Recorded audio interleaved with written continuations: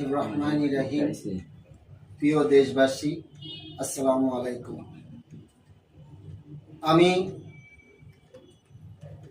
বোলা লালমোহন তজুমুদ্দিনের ৬ বারের এমপি মন্ত্রী ছিলেন, বাংলাদেশ জাতীয়তাবাদী দল বিএনপির স্থায়ী কমিটির সদস্য জনাব মেজর অবসরপ্রাপ্ত হাফিজউদ্দিন আহমেদ বীর বিক্রমের সহধর্মিণী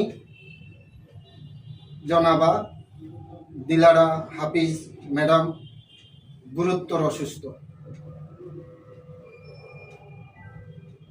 আমি বাংলাদেশ জাতীয়তাবাদী দল বিএনপির পক্ষ থেকে এবং লালমোহন তজুমুদ্দিন ও দেশবাসীর কাছে ম্যাডামের জন্য দোয়া কামনা করছি। আল্লাহ পাক রব্বুল আলামিন যেন ম্যাডামকে দ্রুত সুস্থতা দান করেন। ম্যাডাম বর্তমানে ঢাকা ইউনাইটেড হসপিটালে চিকিৎসাধীন অবস্থায় আছেন। দেশবাসী সকলে ম্যাডামের জন্য দোয়া করবেন। আল্লাহ পাক যেন ওনাকে সুস্থতা দান করেন, নেক হায়াত দান করেন।